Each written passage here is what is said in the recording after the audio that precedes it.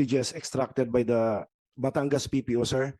Minarapat namin balikan mismo yung lugar at para ma-extract properly yung CCTV footages coming from the different sources, especially those CCTV placed along the road na dinaanan po ng ating biktima.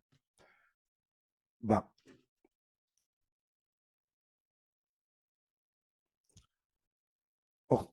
Okay, on October 31, we also posted, nanawagan po kami through social media, and that of proper ACER, posting of missing person. We encourage the citizens of Calabarzon to help us for any information that may Mr. Chair, aid us. excuse me. Yeah, go ahead. Gaano pa ako kahaba itong presentation niyo kasi gigil na ako magtanong eh. Would that take another 10-15 minutes? Maybe less, sir. Bilisan ko na lang, sir. Sige, go ahead. Yes, sir. So on Batangas. January 11 kay Major De Castro.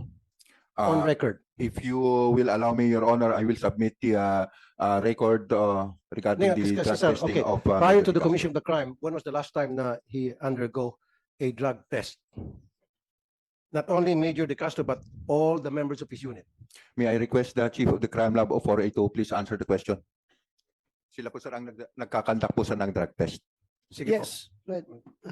Good morning, sir. po. Sir, direct to the point. Sir, the last drug test for Police Major De Castro was January 11 of 2023 from Batangas. January 11, 2023. Yes, sir. And prior to that, That was for the year 2023, sir. so you do this annually Yes, sir. as opposed to dapat quarterly? The 25% po, sir, ng buong strength po, dapat ma-drug test po sila. Kasi Then, Mr. Chair, why I asked that question? Maraming beses na sa aking programa, even the times ng T3, Wanted sa radyo, na kung saan yung mga pulis mismo, meron ko mga video, naghihit ng shabu. Napabalitaan natin yan. Karamihan yung sa mga drug enforcement. In fact, as high as Colonel, huling-huli sa video, nagsashabu. So dapat, meron tayong hindi lang yearly, dapat quarterly and properly supervised. Baka naman yung ihi na binibigay niya, baka tinitimbrahan, oy, bukas magdadrug test ka natural, hindi magdadrugs ng tao. Kasi alam na, he knows better. Hindi siya magdadrugs. Dapat random. At dapat hindi taga-unit ninyo ang gagawa. Dapat from outside. Independent. And then binabantay niya pag-ihi niya. Nasusunod ba yung ganung procedure, Colonel? yes, sir. For the information of everyone, meron pong procedures ang forensic group, yung crime laboratory dati, to conduct drug testing annually. So tama, sir, yung sabi ni RD, 100% po ang aming drug testing. As a matter of fact, sir, our regional director, Police Brigadier General Kenneth Lucas, also conducted Nandun na po ako, sir, annually. Ang suggestion ko, dapat yes, sir. pag sa drug enforcement unit, quarterly and properly supervised, can we ask the NAPOLCOM people who are present to make it mandatory at random? Wag po yung, kasi alam ko naman na sinasabihan sila, oy, magkakaroon ng drug test mamaya. Natural, si police mag-absent. Hindi siya magda-drugs. Two days siya mag-leave. After 2 days, clear na yung ihi niya. Or kuminsan, gagamitin yung ihi ng kanyang kasamahan. Urine, di ba? Urine lang yan. Yung paggamit ng ibang ihi, malabo mangyari yan ngayon dahil yung meron talaga nagbantayan doon sa CR habang umiihi sila. Okay. Di binabantayan talaga yun ng And may I suggest, Mr. Chair, kasi yung sa shabu, huwag ka lang gumamit ng ilang araw, burado na yung, clean na yung ihi mo. Why not we use hair follicle test? Can we do that? Kasi pag hair follicle, alam ko, Mr. Chair, buwan months, matitration. Ano bang pinaka-technology na alam nyo sa crime lab na mas mabigat pa kaysa mas accurate kaysa Sir, currently, we are doing the drug testing using the urine because of the mass number of personnel that to be conducted. But we will further look for that. So what's available sa crime lab aside sa anong available test ninyo for for a while, drug test? Oh. for a while, sir. May I talk with the Si- chemist? Mga hari-hari nyo sa crime lab dyan. Chair, Yes. hindi nyo narinig yung hair follicle test? Ignorante po kayo doon sa technology na yan? Hair Sir. follicle test? Sir, Have you heard of actually, it, sir, may I ask my Oh, chemist come here? on. Forensic po kayo, sir. Hindi nyo alam. Have you heard of hair follicle test? Yes, sir, we have, sir. Okay. Kaya nga, kung narinig nyo yan, wala ba kayong ganong technology sa PNP na hair follicle ang itetest nyo, especially sa mga operatibo natin na nag-handle ng mga sensitive positions, tulad nitong Drug Enforcement Unit? Sinong taga hire sa'yo sa crime lab na may alam about hair follicle test? Available ba yan na technology sa crime lab natin? No? No, sir, actually. But No. Pero you are aware of that particular technology? yes, sir, I'm just looking for our chemist just to explain how the hair strands are used for drug testing, sir. Okay, sige, We Mr. have, Chair, nahirapan sila. Police Sige. Major Rosales, our chemist. Saan, Okay. saan siya? Pakibilis. Meron kayong ganong technology po? Kung wala, it's about time siguro the PNP should acquire that kind of technology. Sa ngayon, ang pagkakalam ko, Mr. Chair, pinapadala ata sa abroad kasi we don't have that technology yet. Ang pagkakalam ko po. Pero why don't we acquire that kind of technology? Bigyan natin sa NBI, bigyan natin sa PNP, bigyan natin sa PDEA para makatulong sa ating mga taga-law enforcement, di ba? Sa proseso ng pag-identify ng mga gumagamit ng drugs. Kasi alam ko hair follicle test, it goes back up to 3 or even 6 months. Alam mo yan? If I may present Police Major Rosales, our chemist of Forensic Group, sir. RFU 48. Good morning, Your Honor. I'm Police Major Joanne Rosales, forensic chemist presently assigned at Rizal Provincial Forensic Unit in Taytay, Rizal. At present, Your Honor, hindi pa po ginagawa sa PNP Forensic Group ang hair follicle examination, but our good director gusto po niya na masimulan na magawa ang examination ng drug test using hair follicles. In fact po, meron na pong, pino-formulate na po yung procedure na pwede nating sundan para unti-unti pong masimulan na magkaroon ng hair follicle examination. Meron na kayo available technology dyan? Sa ngayon po, procedure po yung inaayos and yung sistema kung paano po siya gagawin. Pero eventually po, meron naman pong mga machine na pwedeng gamitin para po sa test na yun. So, Mr. Chair, we have that technology. Okay. Are you sure about that? Yes, sir. Very sure. Yes, sir. So, kung meron tayong ganung technology, thank you very much. Dapat pati NBI magkaroon ng PDEA. So, that's one way na to determine kung yung ating mga operatiba ay matitino pa rin, especially mga naka-assign sa Drug Enforcement Unit. We should do this. Kung nandito yung PNP, nandito sa yung NAPOLCOM, this should be a requirement. Dapat ito hindi annually, random, and then quarterly. Okay na tayo dyan. Number 2, ito pong, Mr. Chair, itong Major De Castro, para sa akin, sobrang pagka-guilty ng taong ito. Because nung makakuha ng DNA doon sa sakyan na na-recover sa victim, nung sasakyan na supposedly yun yung sinakyan ng victim, may blood na sa DNA test, yun talaga ang blood ng victim doon sa loob ng sakyan. And then the PNP were trying to convince Major De Castro magpa-DNA test kasi meron 3 hair strands ata doon, several hair strands. And tinurn down niya. Now, ni-request ko sa PNP noon, ewan ko sino ba na-interview ko doon sa CIDG noon, CIDG was doing a good job, Mr. Chair. And the CIDG requested doon sa kamag-anak. Kasi siyempre, di mo pwedeng pilitin yung police, yung suspect. Yung kamag-anak, tumanggi rin. Kasi yung kamag-anak, pwedeng idudugtong yun eh. DNA test, ayaw din. Now, dito yung pumapasok yung investigative technique, Mr. Chair, na kulang sa ating kapulisan. Kuminsan kasi common sense. Nandoon na yung police, nasa custody ninyo. Tama? Sino pa may custody sa PNP, sa Major noon? Sino pa may custody sa PNP at that time? Kanino po di ba nasa custody yung si Major nakakulong o sa headquarters? Kayo po? Within the campo po, Your Honor. Kaya nga. So sino nga po mismo may custody doon kay Major while he Yung was inside the chief camp? po ng RHS yun namin, Ano Your po? Honor. Chief ng Regional Holding Unit natin. Okay. Now, when you were asking Major De Castro to provide a DNA of his hair or hair strand? And he said no. Tama? And you stop right there. Tama nga naman, karapatan niyang tumanggi. Ba't di niyo po ginamit yung common sense ninyo? Nandoon naman siya nakahiga, kung saan siya nakahiga. Sana man isa sa inyo, nilinis yung kama o yung unan, kumuha ng hair strand doon, kinuha yung kanyang suklay, o pagtatapos niyang maligo, tiningnan yung banyo, kumuha ng buhok niya, sigurado ako, siyempre may nalalagas na buhok niya pag naliligo siya. O sigurado ako, pag natutulog siya, dyan sa unan niya, may mga buhok dyan. Doon lang kayo sana kumulekta. Ba't niyo po ginawa? Kasi palagi niyo sinasabi sa akin, ayaw po, hindi natin pwedeng pilit yan. Tama nga naman, karapatan niyo po yan na tumanggi. Tama nga naman, I agree with you. Pero gumawa kayo ng diskarte. Matagal niyo nang sinasabi sa publiko na we were able to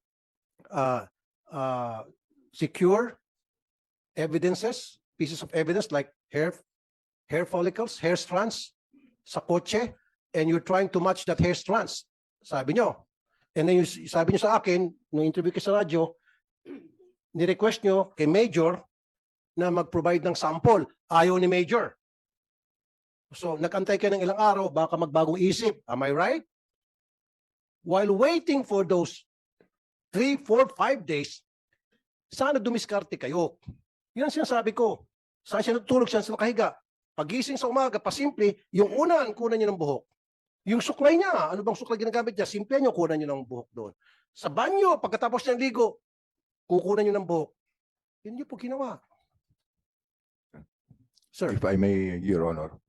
In fact, naisip na po namin yan nung andun siya sa office ko. Meron siyang paso na pinag-inuman. And yun sana yung gagamitin namin. However, when I consulted my legal officer, that evidence might not be admissible in court. Will not be admissible in court because I know that, Major General. I wala know pong that. consent, I know that Your for a Honor. fact, of course. Pero at least, it will give you a guide na para kung saan niyo i-focus yung investigation niyo. Hindi na kayo mag-isip-isip na baka si Juan, si Pedro, si Mario ang suspect. At least, pag ginawa niyo yun, tapos napatunayan na talagang siya pala ito, doon na kayo magpo-focus. Si Juan na talaga, wag na kayo maghanap ng ibang suspect kasi ito si Juan based dito sa nakalap natin na ebidensya sa DNA. Di ba? And second, yung kape na ininuman niya, anong ebidensya pong nakuha niyo sa sasakyan? Di ba hair strand? Oh, hair strand, coffee. Meron pong saliva dun sa baso po sa na pinag-inuman niya. So, pwede Pero, pong, sir, gamitin yun. Di ba may nakuha kayong hair strands doon? Sinabi niyo sa akin, di ba? Ilang pieces ho na hair strands? 3, 4? O di ba? So dapat, kung saan siya natutulog, doon sa kama niya, pagising niya, imposible walang hair strand doon, di ba? Senator. Anyway, gusto ni Senator Tulfo hair strand to hair strand. Pero pag DNA kasi, absolute yan eh. Oh. Kung DNA na makukuha sa hair strand at saka DNA na makukuha dito sa baso, magkaiba. pareho lang yan. Kasi isa lang ang DNA ng tao eh. Kung anong DNA na makuha doon sa buhok at DNA na makuha dito sa iniinuman niya, mag-match yan. Pareho lang yan. Walang problema yan. Yeah, I understand. Pero yung, ang question nila, ang issue dyan is yung admissibility in court. Dahil yun nga, yung poisonous tree ang lalabas dyan, di ba?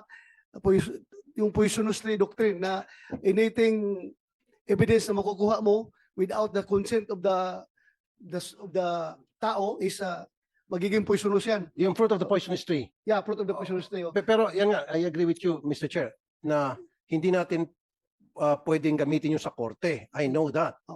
Pero at least, mafo-focus nyo inyong investigation. Pero- Pag napatunayan base sa inyong pag-secure na walang court order halimbawa, at napatunayan yung ebidensya na ito nga pala talaga ang suspect natin, Pero then doon na kayo magfo-focus. Huwag na kayo mag-focus sa yes, iba pa. tama yun. Pero Your Honor, Senator Tulfo, yung mga pulis na ito, sigurado ako, without yung DNA, alam na nila yung focus nila kung saan sila nakapokus eh.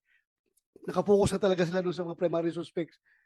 Kahit na wala pang DNA results, alam na nila yung mga kuan nito, mga investigador ito na Chairman. But yeah, go ahead, Senator Chairman, Senator with indulgence Tolentino. of Senator Tulfo and the Honorable Chair, just a point of order. Why don't we allow Colonel Malinaw to complete the narrative? Yung last 2 minutes na fast forward mo. Nasaan ngayon si Catherine Camilon?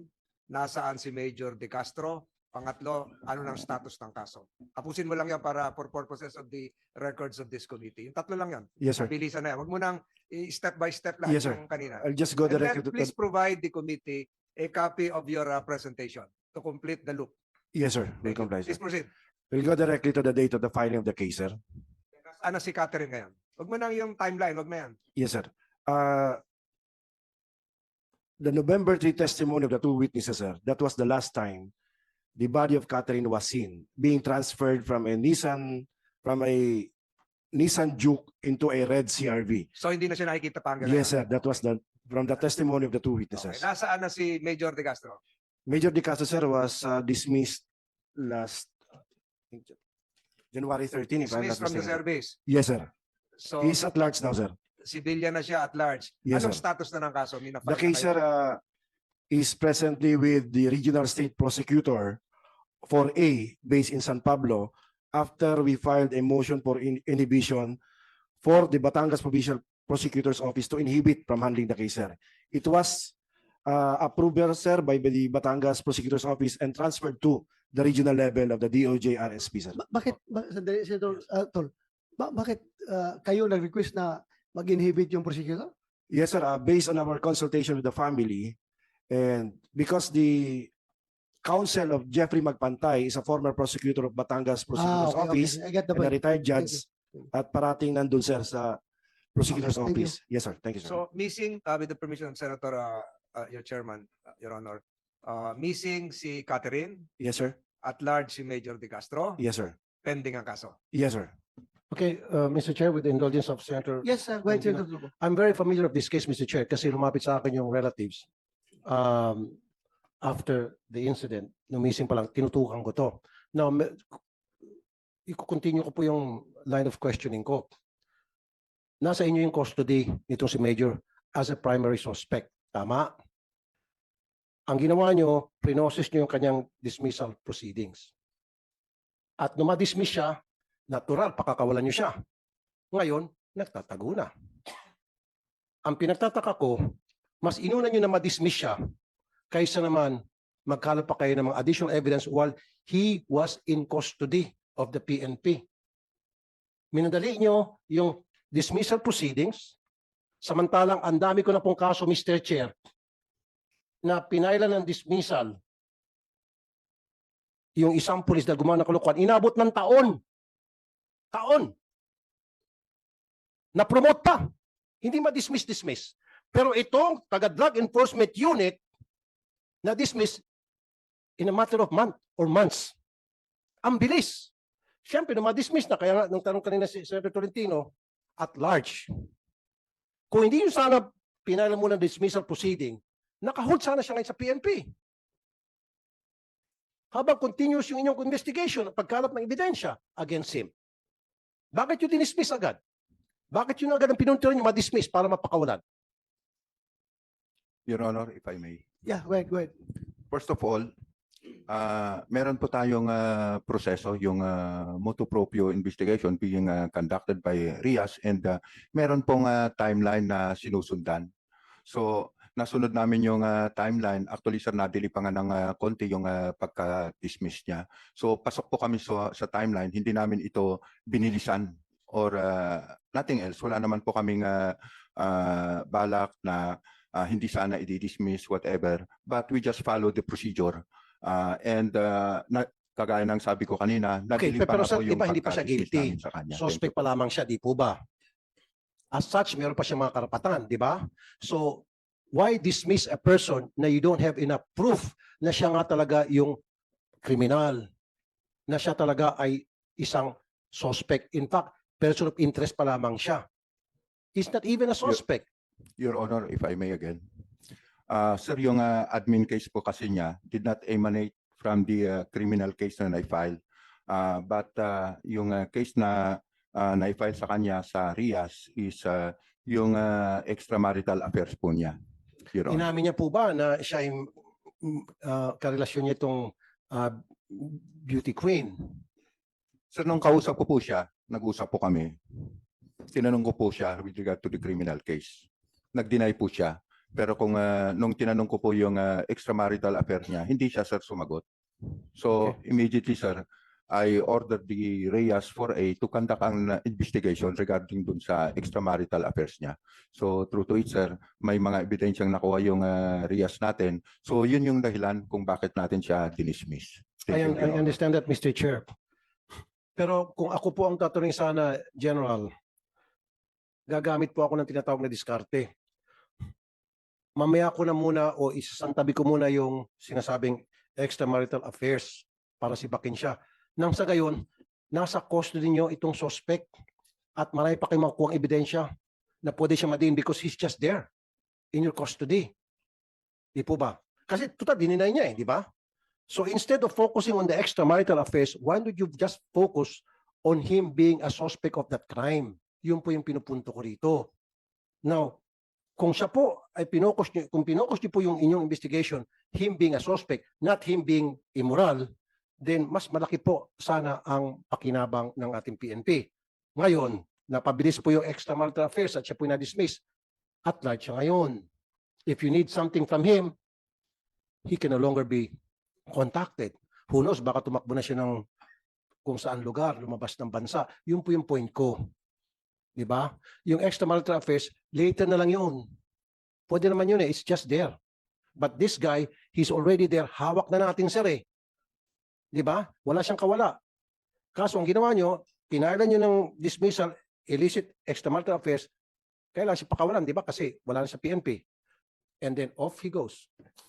Tama po yan. Anyway, yeah, General Lucas, siguro, ako